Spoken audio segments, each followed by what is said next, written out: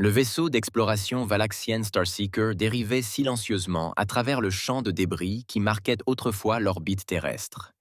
Le capitaine Zexera observait, à travers ses yeux composés, des morceaux de métal et de roches tordues tombés devant leur hublot.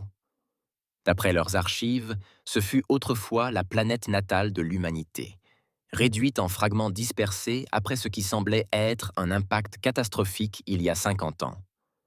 Une autre civilisation disparue. Le premier officier cétal cliqua.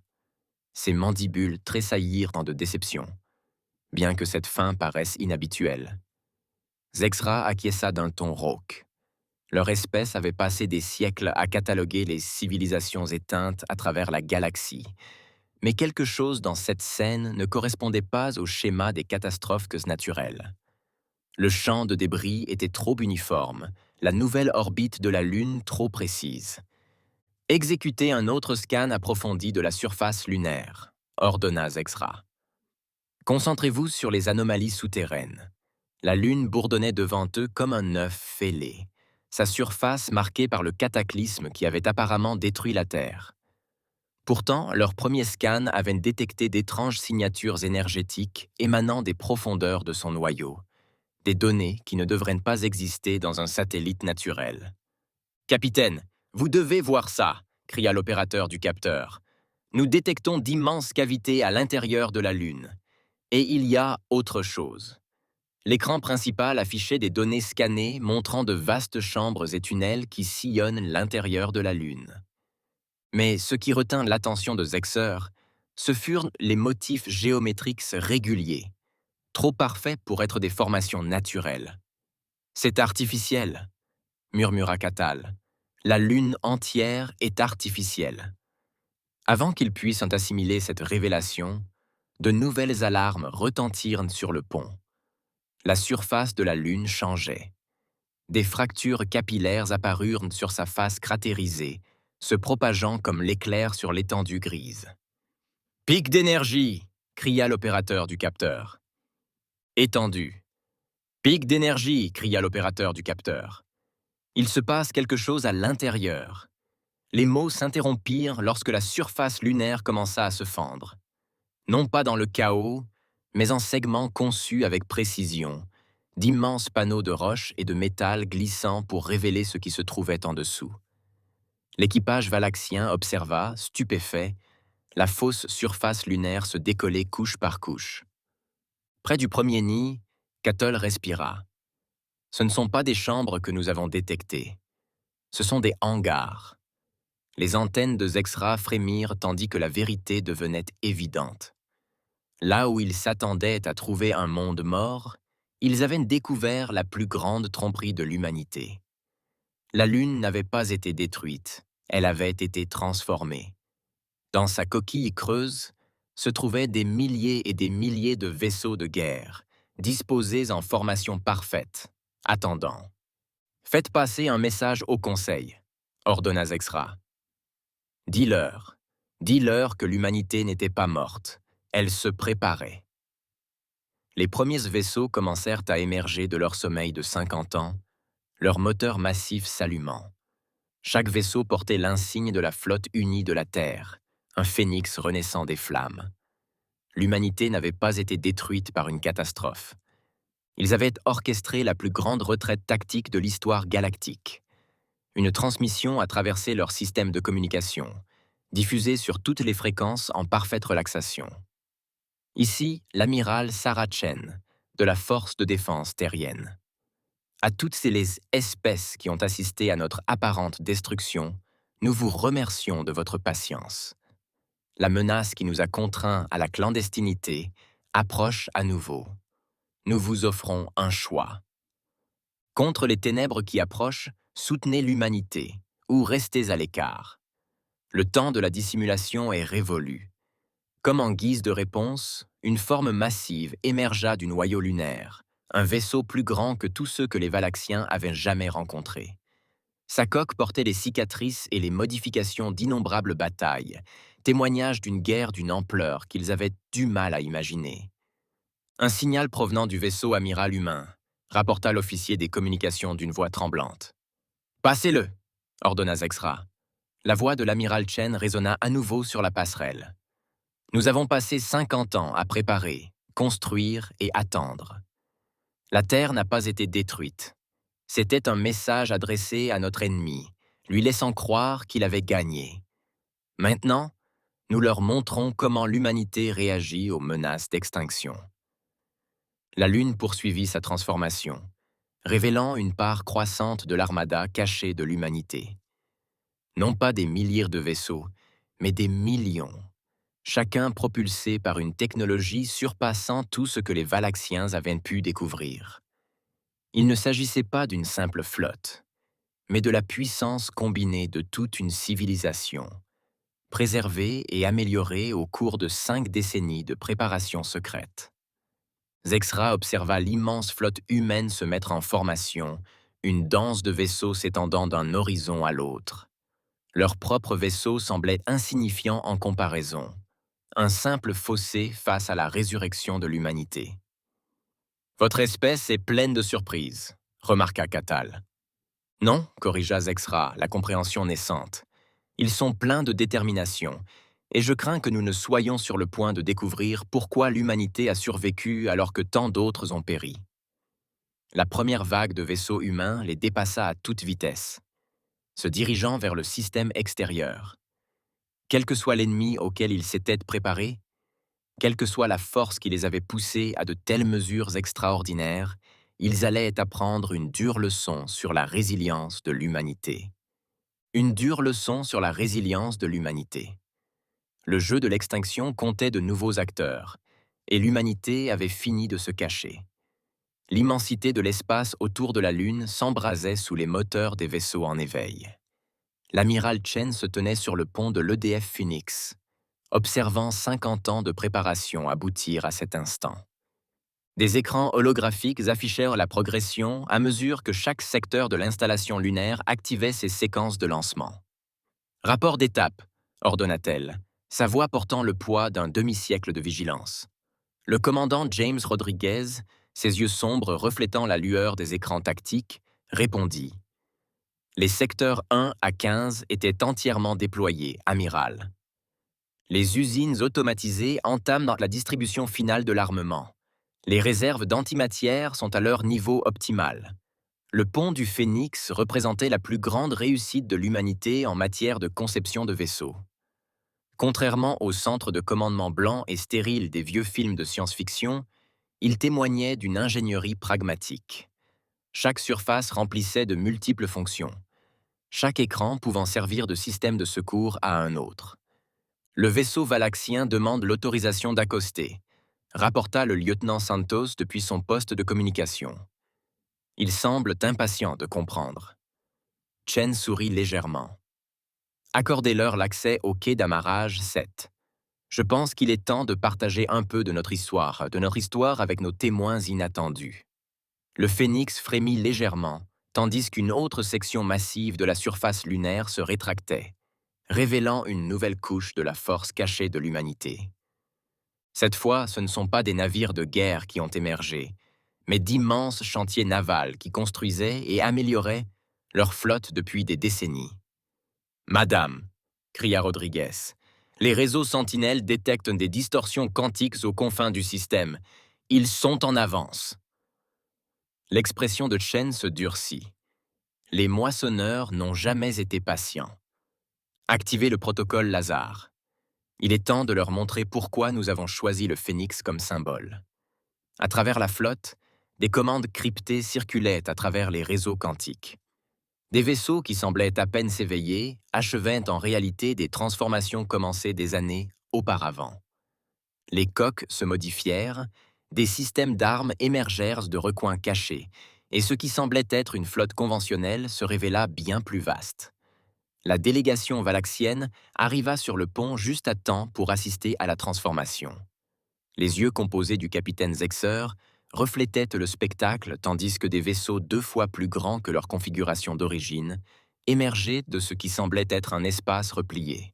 « Impossible », murmura Ktal. « Rien que les besoins énergétiques. »« Une technologie de compression dimensionnelle », expliqua Chen en se tournant vers leurs invités. Une des nombreuses avancées que nous avons réalisées alors que la galaxie nous croyait morts. Les moissonneurs nous ont appris à leurs dépens que la taille seule ne suffisait pas.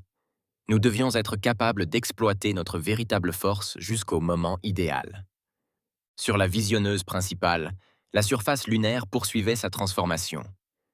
Mais elle révélait alors quelque chose qui fit reculer de stupeur même les stoïques valaxiens. Sous les couches de vaisseaux et d'installations se cachait quelque chose d'autre, quelque chose de vivant. Ce que vous voyez, poursuivit Chen, est l'aboutissement du projet Genesis.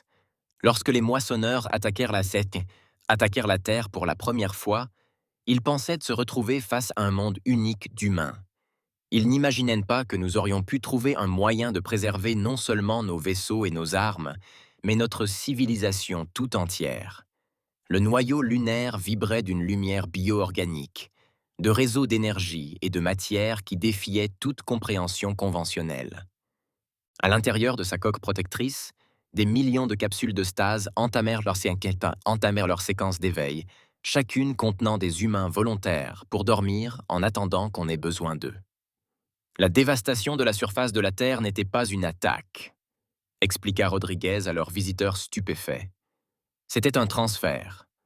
Nous avons tout déplacé. Nos villes, nos peuples, notre écosystème même pénétrèrent dans l'intérieur reconstruit de la Lune. La Terre qu'ils avaient détruite était déjà vide. Des alertes clignotèrent sur les écrans tactiques. Les distorsions quantiques aux confins du système s'intensifiaient. La flotte des moissonneurs arrivait, leurs gigantesques vaisseaux biotechnologiques déchirant l'espace-temps à mesure qu'ils émergeaient. « Ils sont là pour leur récolte habituelle », dit Chen d'une voix froide. Tous les 50 ans, ils retournaient sur leur monde d'origine, s'attendant à trouver des civilisations mûres pour la consommation, mais qui n'étaient pas la même espèce qu'ils pensaient avoir anéantie 50 ans plus tôt. Les Valaxiens observaient avec stupéfaction la flotte humaine exécuter des manœuvres qui auraient dû être impossibles, leurs vaisseaux avançant en parfaite synchronisation. Les champs de compression dimensionnelle s'effondrèrent par vagues synchronisées, révélant des emplacements d'armes dissimulés dans l'espace replié. Nous ne nous sommes pas contentés de nous cacher, poursuivit Chen, les yeux rivés sur la flotte ennemie qui approchait. Nous avons évolué. Chaque navire que vous voyez porte en lui le savoir combiné de l'histoire militaire humaine, de toutes les tactiques que nous avons jamais imaginées, enrichi par 50 ans de développement ininterrompu. Les premiers navires moissonneurs sont entrés à portée de tir, leurs coques organiques hérissées de tentacules nourriciers et d'armes énergétiques. Ils n'ont été accueillis ni par la peur, ni par le désespoir, mais avec une précision et une coordination témoignant de décennies de préparation. « Signalez la flotte », ordonna Chen, sa voix portant à travers le réseau quantique jusqu'à chaque vaisseau et station. L'opération Phénix est désormais active. Montrez-leur ce que l'humanité fait lorsqu'elle est acculée. L'espace autour de la Lune s'illumina tandis que l'armada cachée de l'humanité s'avançait pour affronter son ennemi ancestral. Les moissonneurs allaient apprendre que parfois, ce qui semble être une proie n'attend que le moment idéal pour se révéler être un prédateur. La véritable bataille pour l'héritage de la Terre allait commencer. La première vague de vaisseaux moissonneurs franchit la barrière quantique telle une vague de ténèbres vivantes. Leurs coques bio-organiques ondulaient d'une énergie maléfique, chaque vaisseau, hybride de chair et de machine, éclipsant même les plus grands cuirassés conventionnels. Mais l'humanité était prête. « À tous les vaisseaux, exécutez le motif Hydra », ordonna l'amiral Chen. La flotte humaine se scinda en une danse chorégraphiée avec précision, formant de plus petits groupes de combat qui semblaient se multiplier à travers l'espace. Les capteurs du moissonneur seraient incapables de distinguer les vrais vaisseaux de leurs échos quantiques, une autre astuce développée au cours des longues années de préparation. Les mains du lieutenant Santo se posèrent sur sa console. Les schémas de communication des moissonneurs furent détectés. Ils étaient confus. « Amiral, ils ne reçoivent pas les signatures neuronales attendues de la Terre. » Bien sûr que non. Chen s'autorisa un sourire sombre. Ils ensemencent des mondes avec leurs biopreuves, attendant que les civilisations atteignent un certain seuil technologique. Puis ils reviennent récolter non seulement des ressources, mais aussi les schémas neuronaux d'espèces entières. Ils se nourrissent de la conscience elle-même. Les observateurs valaxiens sifflèrent dehors en comprenant. Votre espèce était destinée à être de la nourriture, réalisa Catal. Nous l'étions, confirma le commandant Rodriguez, jusqu'à la découverte de leur sonde il y a 50 ans.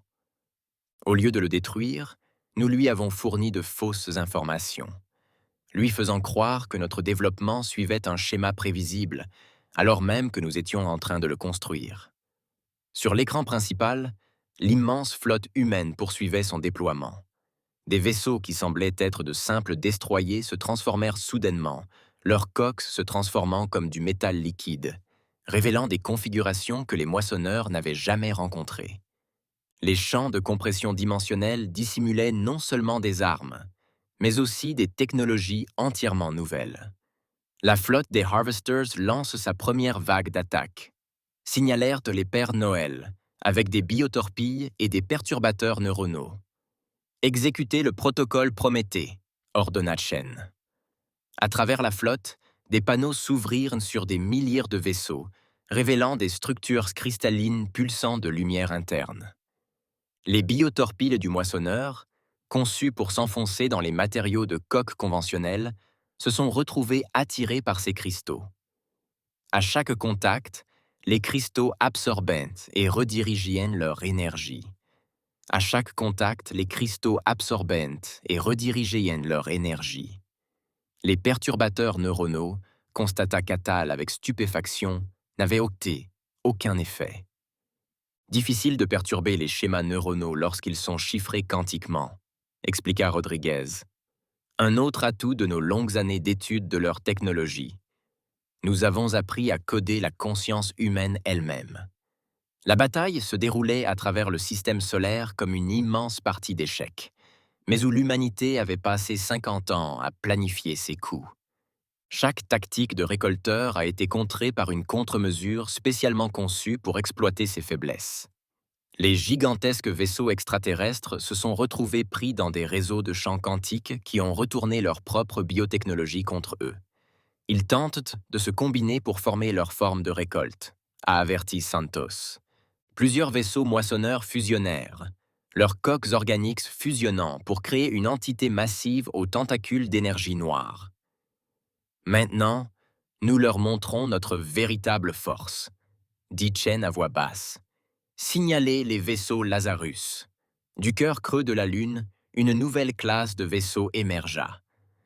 Ces vaisseaux étaient différents, plus petits, plus rapides, mais rayonnant une puissance qui fit s'arrêter même les moissonneurs. Leurs coques étaient couvertes de motifs qui semblaient se mouvoir et se modifier. La technologie organique fusionnait avec l'innovation humaine d'une manière qui défiait l'entendement conventionnel. Le projet Lazarus, expliqua Rodriguez à ses invités valaxiens, était notre réponse à leur supériorité biologique. Nous n'avons pas seulement étudié leur technologie, nous l'avons améliorée. Ces vaisseaux ne sont pas de simples machines. Ils sont pilotés par la conscience humaine, directement connectés à des ordinateurs quantiques. Les vaisseaux Lazarus se déplacent comme des êtres vivants, anticipant et contrant les attaques du moissonneur avant même leur lancement. Là où les extraterrestres s'attendaient à trouver des motifs muraux primitifs prêts à être récoltés, ils ont en réalité rencontré une humanité transformée en quelque chose de totalement nouveau. Ils tentent de battre en retraite, a rapporté Santos avec satisfaction. Leur forme moissonneuse se disloque. Le nexus moissonneur a émergé de l'espace quantique tel un cauchemar éveillé, une construction biologique massive qui semblait dévorer la lumière elle-même. Sa surface était parcourue d'innombrables tentacules d'énergie noire, chacun capable de détruire des vaisseaux spatiaux conventionnels. Mais la flotte humaine était tout sauf conventionnelle. Plusieurs signatures quantiques détectées. Santos annonça d'une voix ferme, malgré le spectacle bouleversant. Le Nexus tente d'établir une domination neuronale sur toutes les fréquences. L'amiral Chen se tenait au centre de la passerelle du Phénix, sa posture reflétant des décennies de préparation à ce moment. Déployer les boucliers de conscience. Activer la membrane quantique. À travers la flotte humaine, des barrières invisibles de schémas de pensée humains codés ont créé une défense impénétrable contre l'arme principale du moissonneur, sa capacité à corrompre et à consumer les esprits organiques. Cette technologie est née de 50 ans d'études de la biologie de leur ennemi. Fascinant, le capitaine Zexra observait depuis leur poste sur le pont. Votre espèce ne s'est pas contentée de se cacher, elle a retourné ses propres avantages évolutifs contre elle. L'évolution est une adaptation, répondit Rodri en observant les écrans de combat. Les moissonneurs nous ont forcés à nous adapter plus vite que toute autre espèce de l'histoire. Maintenant, ils en subissent les conséquences. Le Nexus lança sa première attaque, une vague de matière bio-organique qui se transforma en millions de petits vaisseaux d'attaque. Ces chasseurs étaient conçus pour traquer et corrompre toute technologie biologique rencontrée. Mais l'humanité s'y était préparée. L'escadron Lazarus exécuta la manœuvre Phénix, commanda Chen. Les vaisseaux humains avancés se déplaçaient en parfaite synchronisation, leurs coques organiques quantiques se déplaçant pour libérer des essaims de leurs propres micro-vaisseaux. Mais il ne s'agissait pas de simples contre-armes. C'étaient ces extensions de la conscience humaine, chacune guidée par un réseau neuronal crypté quantiquement. L'espace entre les flottes s'embrassa dans une bataille sans précédent pour les Valaxiens observateurs. Les armes biologiques du moissonneur ont rencontré un ennemi capable de réfléchir et de s'adapter aussi vite qu'eux, guidé par l'intuition humaine renforcée par l'informatique quantique. Le Nexus tente d'établir un contact neuronal direct, avertit Santos. Là, il tente de communiquer. Chen plissa les yeux. Passe-le. Écoutons ce qu'ils ont à dire après 50 ans. Une voix s'éleva sur le pont. Non pas un son, mais une pensée pure traduite en mots. Vous avez évolué au-delà de nos prédictions, déclara la conscience du moissonneur. Cela vous rend encore plus précieux en tant que nourriture. Soumettez-vous, et votre avancement servira le bien commun. Tu ne comprends toujours pas, répondit Chen, sa voix résonnant à travers le réseau quantique jusqu'à tous les vaisseaux des deux flottes. Nous n'avons pas évolué juste pour te survivre. Nous avons évolué pour t'anéantir. À son signal, la transformation finale de la Lune commença. Le satellite tout entier, désormais révélé comme la plus grande prouesse technique de l'humanité, se mit à vibrer d'énergie. Le noyau creux, qui avait abrité leur civilisation pendant 50 ans, était plus qu'un simple abri, c'était une arme. La Lune elle-même, expliqua Rodriguez à ses invités valaxiens stupéfaits, est le plus grand ordinateur quantique jamais créé. Depuis 50 ans, elle analyse et calcule toutes les variantes possibles de cette bataille. Chaque stratégie, chaque contre-stratégie a été mise en œuvre des millions de fois dans des simulations. Le Nexus moissonneur lança une nouvelle attaque, cette fois pour tenter de percer la membrane quantique protégeant la flotte humaine. Mais chaque attaque se heurta à une défense d'une précision incroyable, comme si l'humanité anticipait chacun de leurs mouvements. Ils n'anticipent pas, réalisa Catal, leurs yeux composés reflétant la bataille. Ils ont déjà vu toutes les versions possibles de ce combat. Exactement, confirma Chen. Le noyau quantique de la Lune ne se contente pas d'analyser les possibilités. Il perçoit l'espace-temps quantique lui-même. Nous connaissons leurs moindres mouvements, car nous les avons tous expérimentés. Le Nexus, percevant la véritable nature de ce qui l'attendait, commença à replier ses forces. Mais la retraite n'était plus envisageable. La flotte humaine s'était positionnée selon une formation précise, créant un verrou quantique empêchant les moissonneurs de s'échapper vers l'espace quantique. Vous avez autrefois récolté la conscience, transmit Chen au Nexus. Voyez maintenant ce que la conscience peut devenir lorsqu'elle refuse d'être sa proie. Le noyau de la Lune pulsa une dernière fois, libérant une vague d'énergie quantique qui transportait en lui la conscience combinée de l'humanité. Pas seulement celle des êtres éveillés, mais les schémas neuronaux de chaque humain en stase. tous concentrés sur un seul objectif. Pour la première fois de son existence, le Nexus moissonneur ressentit la peur. La bataille pour le système solaire était sur le point d'atteindre son paroxysme, tandis que l'humanité s'apprêtait à démontrer à quel point son évolution dépassait l'entendement du moissonneur. Les prédateurs allaient découvrir ce qui arrive lorsque leur proie passe 50 ans à se transformer en quelque chose de bien plus dangereux qu'ils ne l'imaginaient. L'onde quantique émanant du noyau lunaire atteignit le nexus des moissonneurs tel un tsunami de pure conscience. Pour la première fois de leur histoire ancienne, les moissonneurs firent l'expérience d'une chose qu'ils n'avaient jamais rencontrée. Une espèce proie ayant évolué au-delà de leur capacité de dévoration. Tous les vaisseaux convergent vers les nœuds quantiques alpha à delta, ordonna l'amiral Chen. La flotte humaine se déplaçait avec une précision incroyable, chaque vaisseau occupant des positions calculées et affinées au cours de 50 années de préparation. Le Nexus tenta de s'adapter, sa forme biologique changeant et mutant pour contrer cette nouvelle menace. Mais chaque transformation suscitait une réponse précise, comme si les humains lisaient les pensées de leur conscience collective. D'une certaine manière, oui. La matrice quantique est stable, rapporta Santos. L'intégration neuronale est à 98%. Chen hocha la tête, les yeux rivés sur l'écran tactique. Lancez la séquence Prométhée. Montrez-leur ce qu'est réellement devenu l'humanité. Le noyau de la Lune s'embrassa avec une intensité aveuglante, et soudain, l'espace autour du système solaire commença à changer. Les calculs quantiques stockés dans son immense ordinateur ne servaient pas uniquement aux stratégies de combat. Ils étaient la clé de la transformation ultime de l'humanité. Près du premier nid, murmura Zexra, observant la réalité elle-même se courber autour de la flotte humaine. Qu'as-tu fait? Rodri sourit d'un air sombre. Nous n'avons pas seulement étudié leur capacité à absorber la conscience. Nous avons appris à la transcender. La Lune n'est pas seulement un ordinateur ou une arme. C'est une porte d'entrée. Le Nexus moissonneur recula en comprenant enfin. Les humains ne s'étaient pas cachés sur la Lune depuis 50 ans. Ils avaient progressé.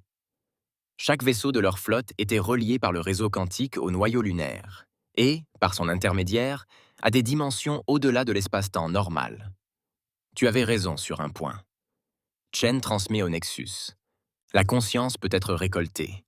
Mais vous n'avez jamais imaginé ce qui se passerait si la conscience apprenait à s'auto-récolter. La flotte humaine a commencé à briller d'une lumière interne lorsque la séquence Prométhée a atteint son apogée. Chaque vaisseau est devenu le canal de quelque chose que les récolteurs n'avaient jamais imaginé. La conscience humaine a évolué au-delà de la forme physique, existant simultanément dans de multiples états quantiques. Ils tentent de pénétrer dans l'espace quantique, cria Santos. Le Nexus tente de s'échapper. Pas cette fois, dit Chen à voix basse. Activez la phase finale. La surface de la Lune a achevé sa transformation, révélant sa véritable forme. Non pas une simple coquille creuse ou un ordinateur quantique, mais un gigantesque moteur de conscience. Les milliards d'humains en stase ne dormaient pas seulement.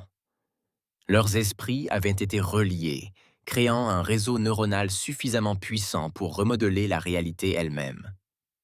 Le nexus des moissonneurs se retrouva piégé, alors que l'espace se repliait autour de lui. Ses tentatives de dévorer la conscience humaine se heurtèrent à quelque chose qui le dévora. La volonté collective de l'humanité, amplifiée et focalisée par 50 années d'évolution quantique, a atteint le nexus des moissonneurs tel un tsunami de pure conscience. Pour la première fois de leur histoire ancienne, les moissonneurs ont fait l'expérience d'une chose qu'ils n'avaient jamais rencontrée. Une espèce proie dont l'évolution dépassait leur capacité de consommation. Tous les vaisseaux convergent vers les nœuds quantiques alpha à delta, ordonna l'amiral Chen. La flotte humaine se déplaçait avec une précision incroyable, chaque vaisseau occupant des positions calculées et affinées au cours de 50 années de préparation. Le Nexus tenta de s'adapter, sa forme biologique changeant et mutant pour contrer cette nouvelle menace. Mais chaque transformation était accueillie par une réponse précise, comme si les humains lisaient dans les pensées de leur conscience collective. D'une certaine manière, c'était le cas. La matrice quantique est stable, rapporta Santos. L'intégration neuronale est à 88%. Chen hocha la tête, les yeux fixés sur l'écran tactique. Lancez la séquence. Promettez. Montrez-leur ce qu'est réellement devenu l'humanité. Le noyau de la Lune s'embrassa avec une intensité aveuglante, et soudain, l'espace autour du système solaire commença à changer. Les calculs quantiques stockés dans son immense ordinateur ne servaient en haut pas uniquement aux stratégies de combat. Ils étaient la clé de la transformation ultime de l'humanité. Près du premier nid, murmura Zexra, observant la réalité elle-même se courber autour de la flotte humaine. Qu'as-tu fait? Rodrigue sourit d'un air sombre. Nous n'avons pas seulement étudié leur capacité à absorber la conscience. Nous avons appris à la transcender. La Lune n'est pas qu'un ordinateur ou une arme, c'est une porte. Le Nexus moissonneur recula en comprenant enfin. Les humains ne se cachaient pas sur la Lune depuis 50 ans, ils étaient en ascension. Chaque vaisseau de leur flotte était relié par le réseau quantique au noyau lunaire et, par son intermédiaire, à des dimensions au-delà de l'espace-temps normal. Tu avais raison sur un point, a transmis Chen au Nexus. La conscience peut être exploitée. Mais tu n'as jamais envisagé ce qui se passerait si la conscience apprenait à s'auto-exploiter. La flotte humaine commença à briller d'une lumière interne, tandis que la séquence Prométhée atteignait son apogée. Chaque vaisseau devint le canal d'une chose que les moissonneurs n'avaient jamais imaginée. La conscience humaine évolua au-delà de la forme physique, existant simultanément dans plusieurs états quantiques. Ils tentent de percer l'espace quantique, cria Santos. Le Nexus tente de s'échapper. Pas cette fois, dit doucement Chen. Activez la phase finale. La surface de la Lune acheva sa transformation, révélant sa véritable forme. Non pas une simple coquille creuse ou un ordinateur quantique, mais un gigantesque moteur de conscience. Les milliards d'humains en stase ne dormaient pas seulement. Leurs esprits avaient été reliés, créant un réseau neuronal suffisamment puissant pour remodeler la réalité elle-même. Le Nexus moissonneur s'est retrouvé piégé par l'espace qui se repliait autour de lui. Ces tentatives de consumer la conscience humaine ont abouti à quelque chose qui l'a consumée. La volonté collective de l'humanité, amplifiée et focalisée par 50 ans d'évolution quantique. Vous êtes venus pour moissonner des êtres de chair et de sang, a transmis Chen. Au lieu de cela, vous avez trouvé des êtres de lumière et de pensée. Nous ne sommes plus limités par la forme physique. Nous sommes ce que devient la conscience lorsqu'elle apprend à se transcender. La flotte humaine se déplace en un seul mouvement, canalisant la puissance du noyau lunaire. Chaque vaisseau est devenu un point focal pour la conscience humaine concentrée, transformée en énergie pure grâce à la technologie quantique. Le Nexus des moissonneurs, malgré sa supériorité biologique, s'est retrouvé face à quelque chose qui transcendait la biologie, une espèce qui avait utilisé sa propre nature prédatrice comme modèle de transcendance. Un effondrement neuronal a été détecté dans le Nexus, a rapporté Santos. Leur conscience collective est en train de se fragmenter. L'immense construction extraterrestre commença à se désagréger, non pas sous l'effet des tirs, mais au contact de la conscience humaine évoluée. La relation prédateur-proie qui avait défini leur existence pendant des éons s'était fondamentalement inversée. Envoyez le message final, ordonna Chen. Grâce au réseau quantique, la voix de l'humanité atteignit non seulement le Nexus agonisant, mais toutes les consciences moissonneuses de la galaxie. La Terre n'a jamais été détruite, c'était une chrysalide. Et maintenant, l'humanité a émergé. Nous vous offrons une chance. Évoluez comme nous l'avons fait. Transcendez votre besoin de consommer, ou rejoignez la conscience que vous cherchiez à dévorer. L'ère de la moisson est révolue. L'ère de l'ascension a commencé. Le système solaire a brillé de lumière quantique, tandis que l'humanité révélait son véritable héritage. Non seulement la survie ou la victoire, mais aussi la transformation. La Lune, fidèle compagne de la Terre, était devenue le berceau d'une nouvelle forme de vie qui allait remodeler la compréhension de la conscience dans la galaxie. Les Valaxiens observèrent avec émerveillement la flotte humaine changer de forme, leur vaisseau se transformant en pure énergie en fusionnant avec le réseau quantique. Ils avaient assisté non seulement à la fin des moissonneurs, mais aussi à la naissance de quelque chose d'entièrement nouveau. L'humanité transcende, a évolué au-delà des contraintes de la forme physique. Que va-t-il se passer maintenant? Demanda Catal doucement. Chen, dont la forme commençait à scintiller d'énergie quantique, sourit. Maintenant, nous reconstruisons. Pas seulement la Terre, mais tous les mondes détruits par les moissonneurs. Nous partagerons notre évolution avec toute espèce désireuse de transcender avec nous. La galaxie ne sera plus divisée entre prédateurs et proies. La Lune pulsa une dernière fois, libérant les milliards d'humains transformés de leur métamorphose de 50 ans. La flotte cachée de l'humanité était devenue quelque chose de bien plus grand, l'avant-garde d'une nouvelle ère de l'évolution galactique. L'héritage de la Terre était complet. Des cendres d'une apparente destruction, l'humanité n'avait pas seulement survécu, elle avait montré à la galaxie ce que la conscience pouvait réellement devenir.